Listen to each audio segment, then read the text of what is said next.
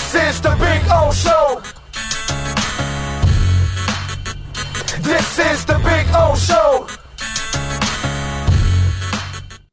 Good morning, Ira. How are you doing, sir?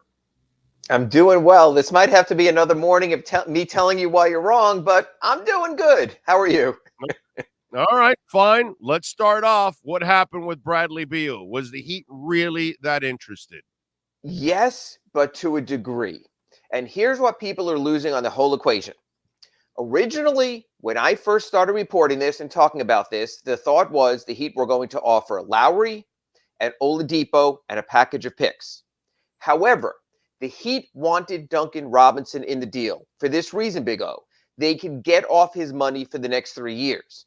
So instead of the onerous contract of Bradley Beal coming in at around 50 each year, you deduct 16 to 18 over those years for the money going out for Duncan Robinson.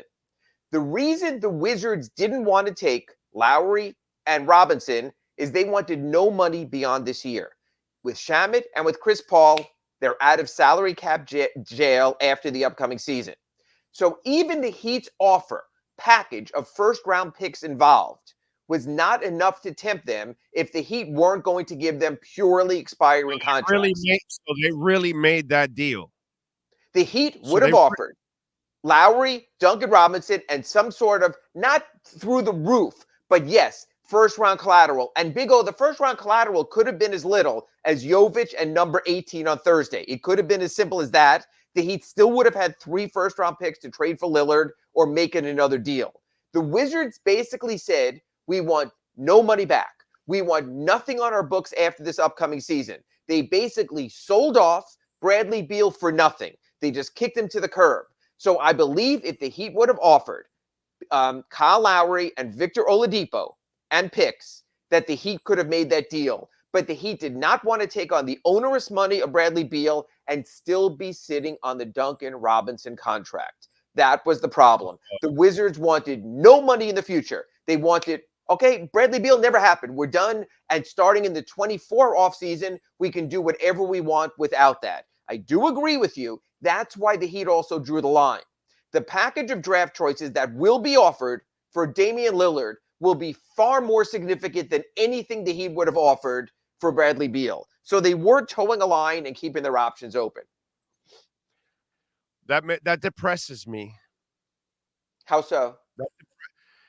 It shows me this organization really isn't headed in the right direction anymore, unfortunately. One, you wanted to make that deal, which tells me, okay, you were set to make another bad deal and take in another bad contract. But you would have mitigated the bad contract by really offsetting it by $18 million a year in the outgoing Robinson money. Ira, I don't care about money. I don't. You have to. I don't give a shit. In a luxury tax world, you have to. That's Mickey's problem, not mine. It's organizationally. No, that's Mickey's problem. If he doesn't want to pay the tax, which again, that's another issue. It's the rules. It's that your first round pick, if you go over the second apron twice, you drafted number 30, even if you would have the number 12 pick. Automatic.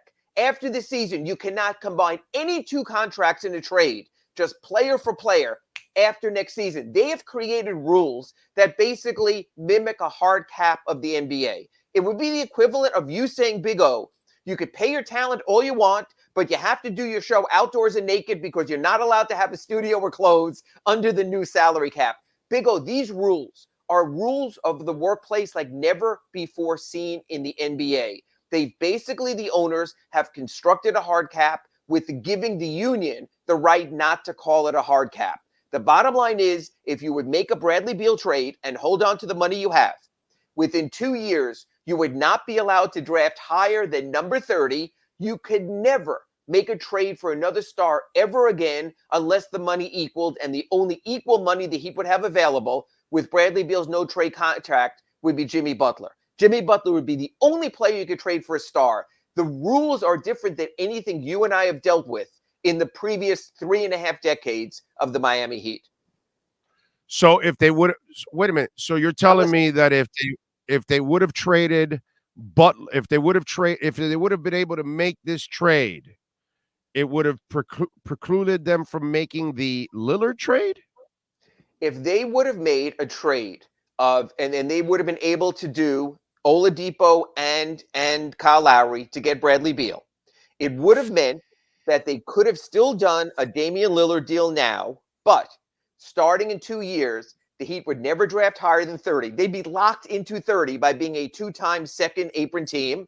They would be able to make no other trades over the next, Dame has 4 years, Bradley has 4 years. Over the next 4 years, they could not make a trade except for a minimum player.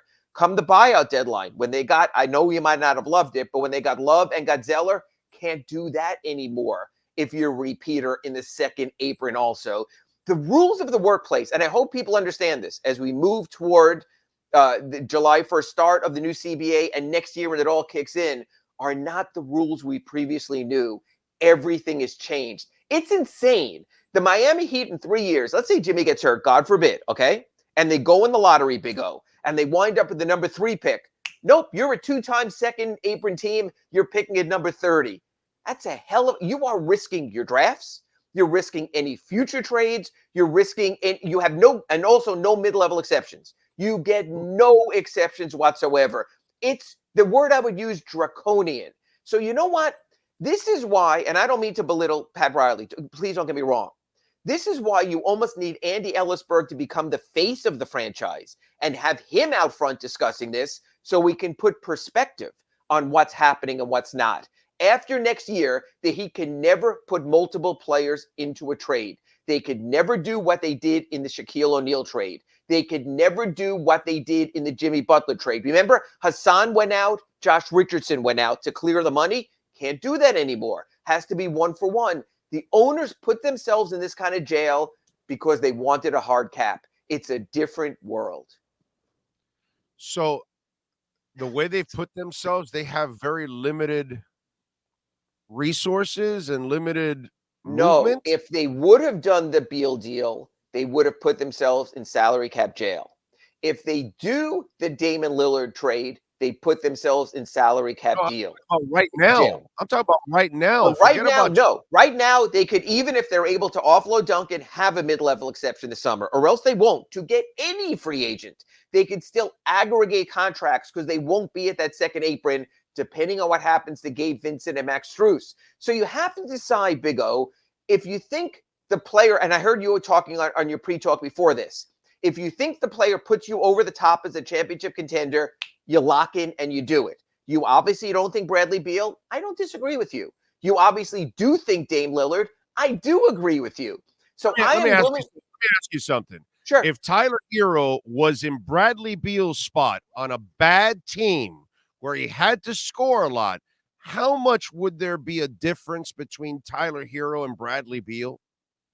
I don't think a lot, except for one thing. You have a proven guy in Bradley Beal who's done it for a decade.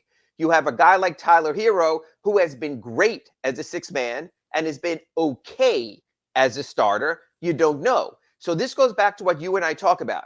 Jimmy Butler's 33 now. He's going to be 34 next season. How long can you wait to see if Tyler Herro becomes Bradley Beal, becomes an all-star for the first time? I'm not telling you that he would become Bradley Beal. Right. You and I have talked about this before.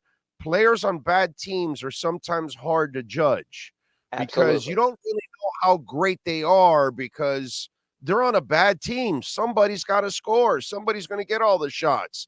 I think if Tyler Herro was in Washington, he would look a lot better than here at times because he's the guy that has to score a lot. Because his 20-point average could be 25. I totally agree with it. Now, it might happen on 43% shooting, but yes, he would get that scoring total up there. So I agree. So again, Big O, what you and I have to decide on all these deals is this a guy who gets you over the hump?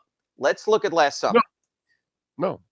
Right. Last summer, everyone wanted the Heat to get Donovan Mitchell when the Heat were waiting for Durant. Hey, it didn't pan out. That happens.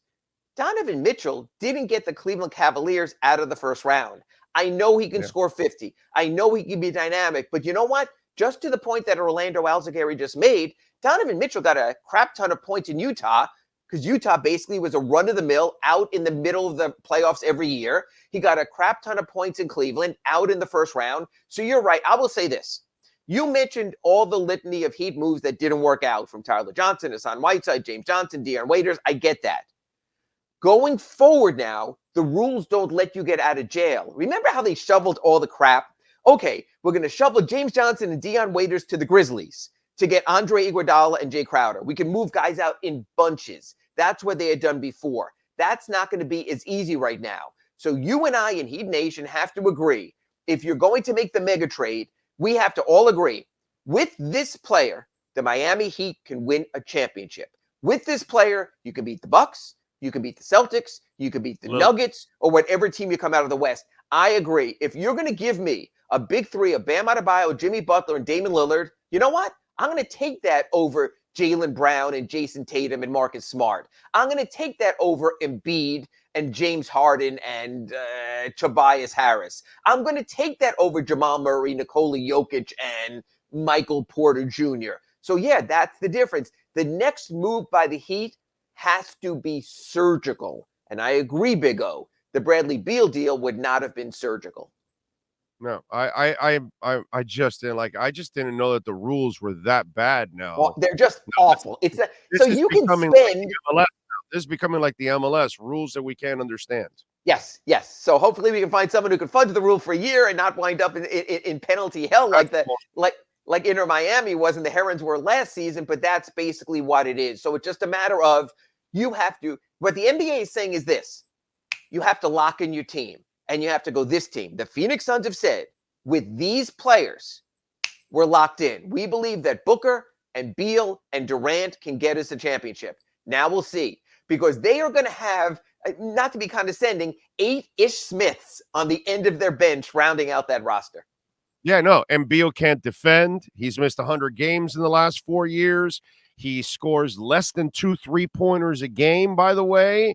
So he's shot 34% from three-point range the last 4 years. His scoring has declined from 30 to 22 points on a bad team. I just don't think you ended up adding for Phoenix at least. I don't think they added the kind of difference maker that's going to put them over the top. And for Miami, I'd rather take the chance with Lillard. So now the question is, sure, how do we find out about Lillard? Because it's interesting because you had mentioned Shams and maybe being wrong on a couple of these reports. And I will say this, and you know this, you know how the game works. You know it more a little bit in football. Certain insiders have their guys. Certain guys have given you over the years your Tom Brady news that you could take to the bank because he's Brady's guy. You know, the Sal Palantonio has his guys. I think Chris Haynes is very, very, very connected with Damian Lillard. They've been close for years. They have their Portland ties. So when he says the Heat are looking at Lillard, and he's the first one to mention that Lillard being out there, I believe that's the case. Here's the difference. Bradley Beal had a no-trade clause. He had to approve his destination. Damian Lillard doesn't. How much can Damian Lillard pull at the heartstrings of the Blazers and say, I want to play with Bam, I want to play in Miami, make this happen, when the Blazers might say, but the Nets have 11 first-round picks. And the Knicks have 7 or 8 first-round picks, and we can get a better pick package for that team. Why should we be loyal to you when we already gave you a $90 million extension? That was our loyalty. So this is going to get very interesting. And Heat Nation, Big O fans, people watching the Acura Pembroke Pines report, keep an eye out on the NBA draft in number 3 on Thursday. If the Portland Trail Blazers keep that pick and take a young talent, maybe Scoot Henderson, someone like that, that tells you they're moving forward. But if we hear that the Blazers are trading that pick, maybe for a Zach LaVine, maybe for a DeAndre Ayton, then we know the Blazers are preparing to go back to Dame Lillard and saying, hey, we got you a veteran. We're going to make this work. We're going to build around you. I think Thursday at number 3 pick, be about 8:20 or so, we'll have a much better idea of the direction. That said, Big O, and I know you and I will be doing a bunch of Acura Pembroke Pines reports in between. Damian Lillard cannot be traded until July 9th because the 2-year anniversary of his extension. Tyler Herro cannot be traded till July 6th when his poison pill is gone and he's allowed to be traded at the end of the moratorium. So there's going to be a lot of interesting stuff going on in the interim where people, I know you hate your insiders sometimes, we're going to have to go with that. And we're going to ask Pat Riley this week, what about Dame Lillard? Tim Donovan, his PR guy, is going to step forward. Guys, Dame's under contract. We can't talk about that. Okay, Pat, what about the Bradley Beal trade? Tim Donovan's going to step forward. Guys, there hasn't been a trade yet announced. We can't talk about it. So Pat's hands are going to be tied. Anyways, even if the trade happens, He's going to another team anyways. They can't Right, comment but on you that want to either. know why didn't you do? What didn't you offer? And he can go, hey, that's still a deal in the works. The real question is this, and it's not for Pat Riley, and it's not for Tim Donovan, and it's not for Andy Ellisberg. It's for Mickey Arison. How much are you willing to spend to wind up in a position where you will be limited? How much of a luxury tax are you willing to pay? He paid a ton of luxury tax during the Big Three era until the very end. We know the Mike Miller story. You don't have to repeat that, Big O. That's the question now. What we're seeing is this. We're seeing with the Steve Ballmers. We're seeing with the new owner in Phoenix. Some guys, you see this all the time, Big O. A guy buys a team, they spend like crazy, nothing happens. Prokhorov. The Mets. Prokhorov The Mets. in Brooklyn. Remember Prokhorov, the Russian oligarch who bought the Nets and brought in Darren Williams and brought in Paul Pierce and Garnett and had a crap team. Now the owner, Joe Tsai, same thing in Brooklyn. He's trying to do the same thing. Sometimes you got to be a legacy franchise and you make your attack when the moment happens. Yes, they didn't get Donovan Mitchell. They didn't get Kevin Durant. They didn't get Bradley Beal, but they're still in it. They're still linked to everyone, which tells you one thing, Big O. There is major interest among the league's most elite players in getting here. Eventually, one will get here. How important is it for Riley to land the whale for Jimmy? Because he really hasn't landed his own whale since Shaq. And yes, it's all Dwayne Wade led the Big Three, Jimmy Butler. Wade works for Utah now. He doesn't work for the Heat. He's not sitting in Chicago playing with Jimmy saying, hey, Miami is the place for you. You need to go there, So Wade has been your main recruiting tool for most of your championships. And really Riley has not landed. And again, I'm not here to say, if Riley doesn't land, because I've gotten that a ton. I'm sure you've gotten it. Riley needs to go. I'm not doing any of that. Right. But I will be critical. I will say, hey, Riley has not landed his own way. Jimmy landed the last big fish in Kyle Lowry. So you could even put that out, that Jimmy landed Lowry for better or for worse, where that wound up. But that's a rotten fish that he brought in. That ain't. You could say whatever. It depends when you serve up your sushi and what the room temperature is. But what I will say about this is this: lousy kind of sushi you get at a gas station. All right, go ahead. I'm sorry. I've eaten plenty of gas station sushi over the years, and at Publix and at airports. So that's another story. What I will say is this: let's not lose perspective of this. The Heat were one victory away from being in the NBA Finals in 3 of the last 4 seasons. Yeah, and you can poo-poo that all you want. I get David Copperfield. I get all of that. They have the best coach in the world. However, the Heat have been within one victory of being in 3 of the last 4 NBA Finals. So it's not like Pat Riley has failed anyone. Pat Riley has gotten. That's my point. That's my point. You can't complain about Riley, really. Right. But the real stuff, you kind of got to say, Riles, dude.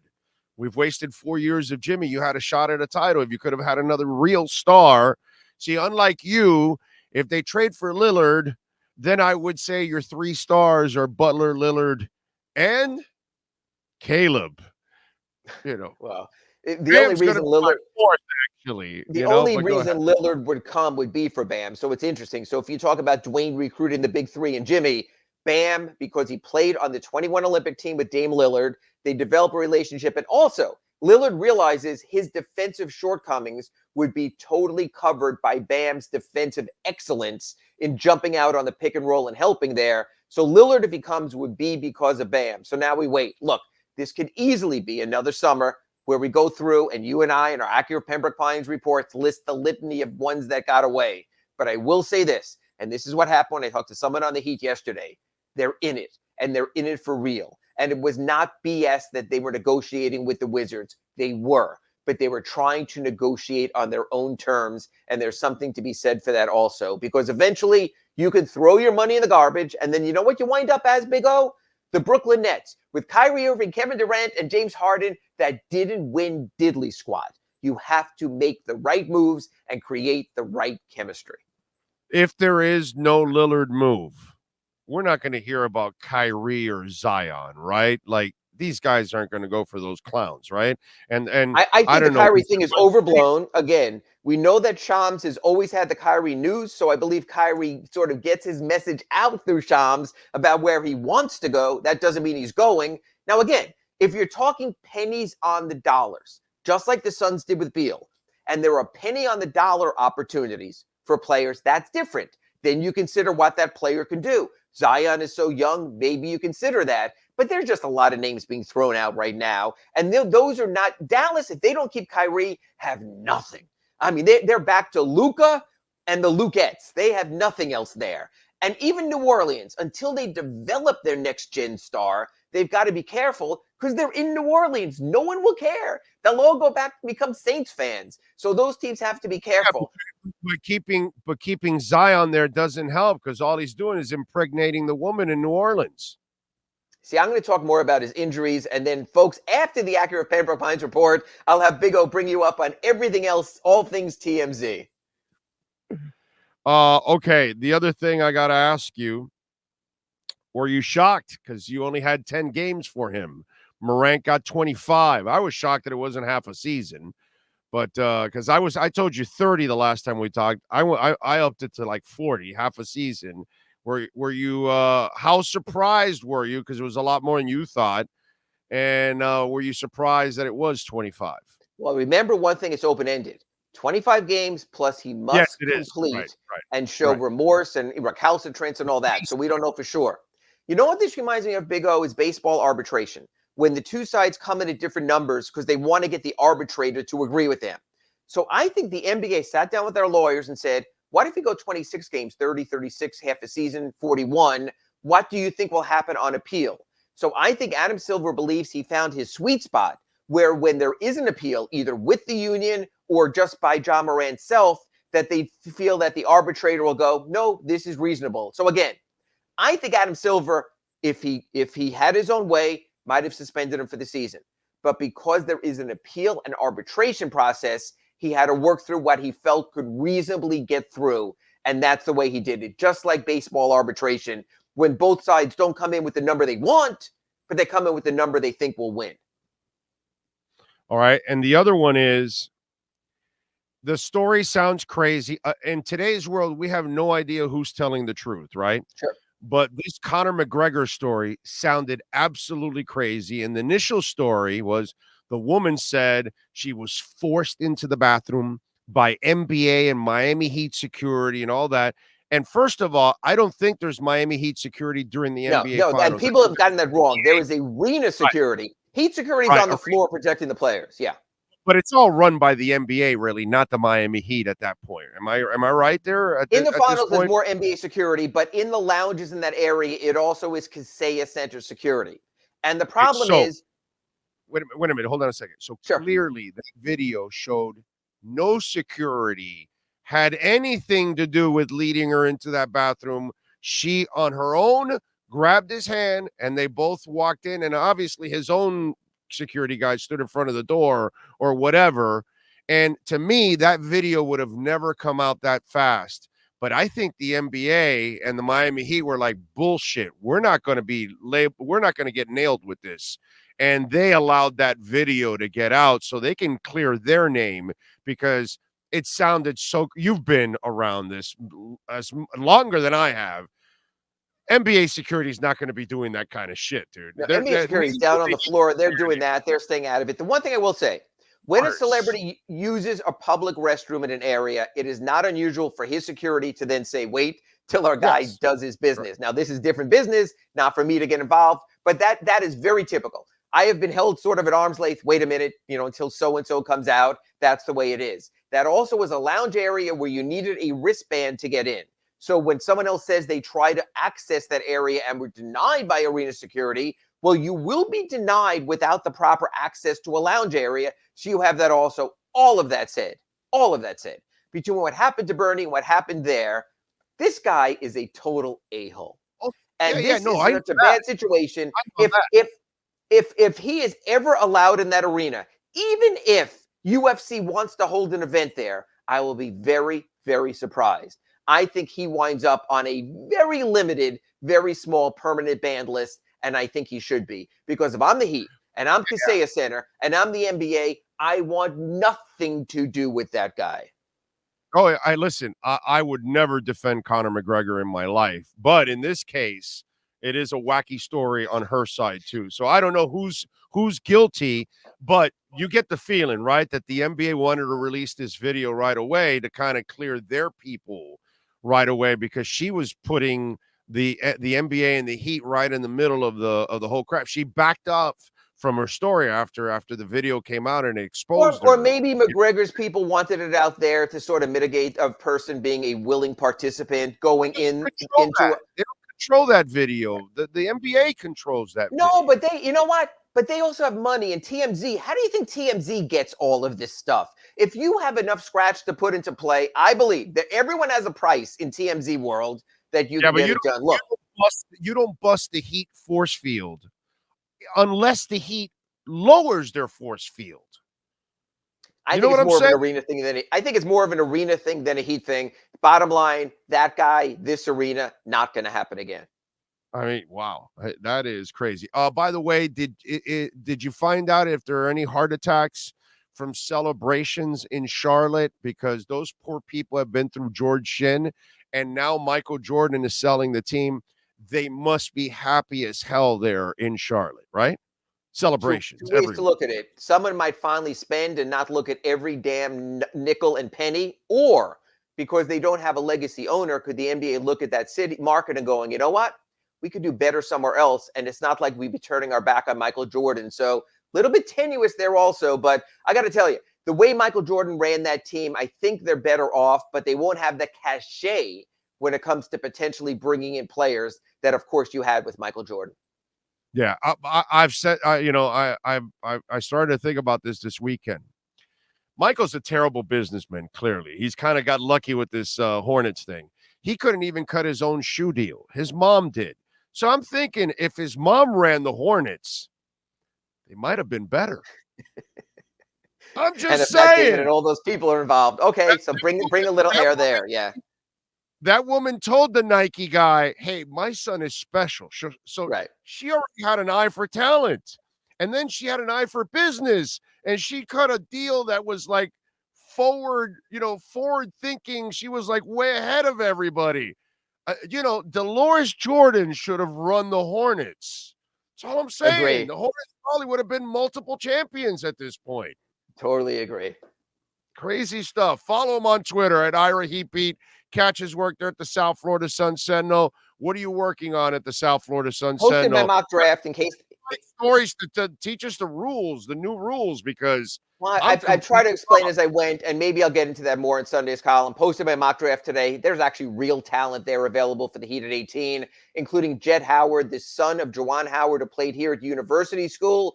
You can see up to 5 former Broward Prep prospects go in the top 15 this year. So that's possible also. And honestly, I think the Heat can get help at number 18 if a Jordan Hawkins or someone like that comes by, or they could just trade the draft like usual. We will see.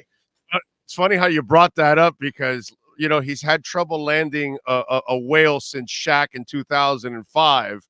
And the first whale he tried to land would have been a mistake. Sure. And his name was Juwan Howard. And you could explain the poll as soon as I run off of here. So thanks, Big O. I'll catch you again next time. You got it later, Ira.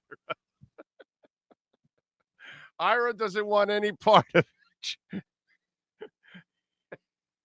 I love you, Pat, but that was your first attempt at a whale, and it was a terrible attempt at a whale because it was Juwan Howard, and that would have been a terrible contract. And luckily, the NBA said that you were what's that word? Tampering or something in order to get that deal done. So they voided a deal that became a blessing for Pat Riley and the Miami Heat because Juwan Howard would have been a terrible signing. I think it was like $100 million contract in those days. Whew. Oh my God. I remember that. That was bad. Yeah. So Riley has not landed his own whale since Shaquille O'Neal. Okay? Shaquille O'Neal was his last good whale. He used to be on a roll to land whales with Zoe and Timmy and Mason and Shaq. He has not landed a whale in nearly 20 years. 20 years, Pat Riley has not landed a whale.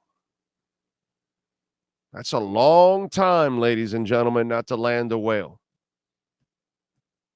So let's see and he almost made a mistake with the fact that they even offered that for Bradley Beal.